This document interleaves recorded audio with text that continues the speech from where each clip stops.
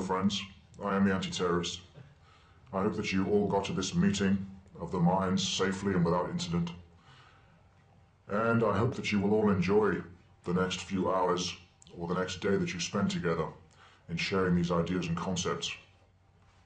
Looking around you now, you can see how fast this movement is growing, or not, as the case may be.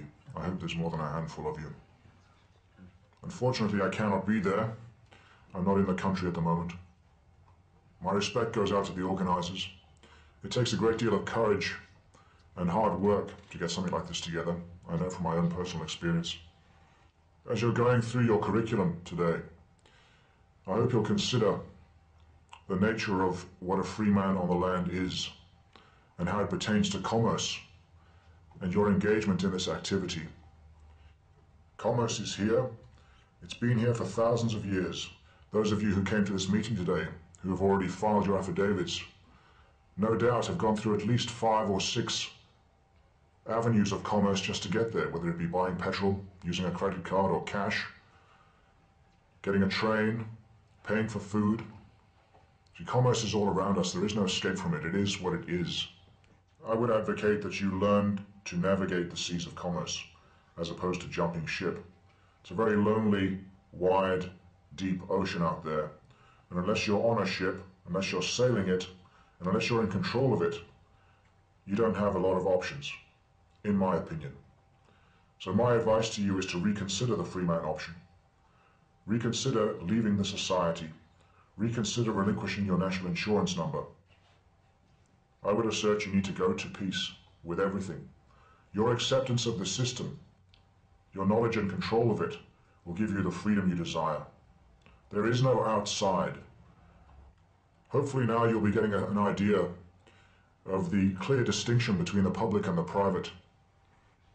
And those of you who still have a problem with me wearing this mask or these sunglasses will choose to see it as a matter of privacy as opposed to secrecy. It's a mere facade. It's a mask through which I can deliver the message. It doesn't matter who I am. I'm also hoping you're realizing now that freedom is not free. Far from it. There will be those amongst you who have done the work, put your bonds in place, researched redemption, made it part of you. You've got it under your skin. You understand how the process works. And there are those of you that won't have. You'll be riding on others' coattails, waiting to see what comes up so that you can take it and run with it. That is their freedom, not yours. If you are not living this education, absorbing it, if you don't have it under your skin, you're not free. You all need to be leaders. There is no following when it comes to a sovereign. There are no sovereign sheep. If you are depending on another's work to make you free, you're simply not free. Model the giants in this movement: John Harris, Robert Menard, Mary Croft. Model them until you understand what it is you're doing and then go your own way. It's your law. I wonder how many of you who have filed your affidavits and now consider yourselves free men on the land actually feel more free than you did just before you filed your affidavit. If that is the case, I would suggest that you're kidding yourself. Freedom doesn't come from paperwork.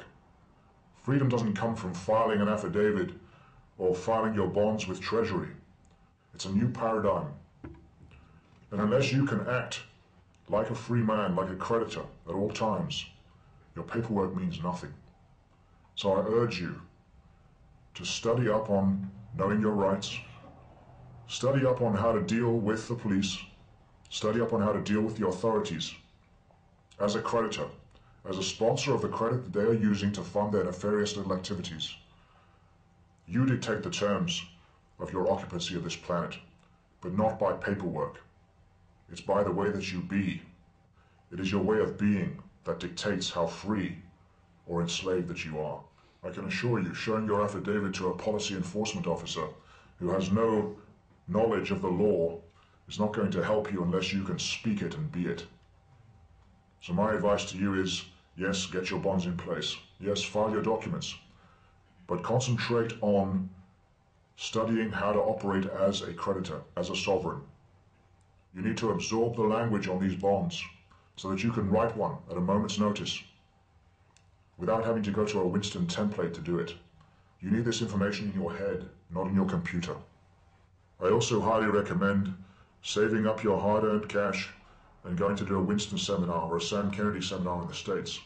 Make the most of the exchange rate at the moment. Get over there and do it. Get access to the documents, get access to the networks, get access to the notaries. As we all know, notaries in this country have a conflict of interests, and most of them are struck by fear when you present these documents to them, and they'll back off and they won't help you. However, there are notaries in the US that are very familiar with the commercial process. You are your own jurisdiction. Whenever you're writing to these people, whenever you're writing to the courts or to the police, you write using letter rogatory technology. Make sure they know that you know who you are.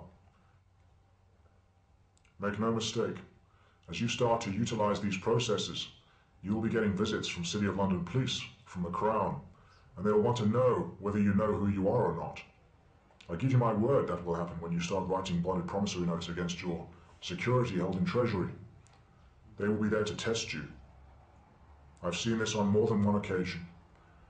Hence my assertion that you need to internalize this stuff so that you can speak it, and you can communicate with these authority figures as a sovereign, and not rely on your paperwork. I can't tell you how many emails I receive from people who are under the delusion that their affidavit, when it's received by Buckingham Palace, is put into some secret special safe somewhere, and they're then granted their freedom. The fantasy goes something like this. Oh, bollocks. Philip, darling, we've had another one of these affidavits. Yes, they've sussed us. They seem to have worked it all out. It's a fair cop. Cross this chap off the shit list and give him everything he wants. Philip, could you put this affidavit in our very special document safe? Make sure that no one touches it, and don't smudge it, it's very important. Contact this chap immediately and tell him he can have a Rolls Royce. Now, don't be like that, Philip. Don't put it in the budgery cage. You know what they say? If you love them, set them free. If they come back, it was meant to be. If we listen to the Brian Gerrish phone call with Buckingham Palace, you might find a clue there or two. I might look into trusts, and I might go to the Foreign Commonwealth Office website and look for clues there as to how to establish real sovereignty.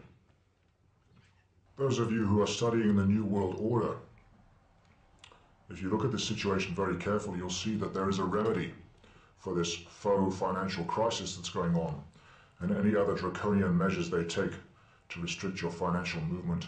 You guys who are planning on checking out of the system, my question to you is, how are you going to get your gas and your electricity and your water? These utility companies have a monopoly, and they refuse to contract with you on a private basis. They need your person to be able to give you those things, and you need your person to get them. So unless you're going to live in the forest and use the methane escaping from your dung heap or your compost pile, my recommendation is that you use your person wisely. I hope you all have a wonderful, educational, inspiring day, and that you all leave from this event more empowered and more knowledgeable than when you came. Thanks for listening.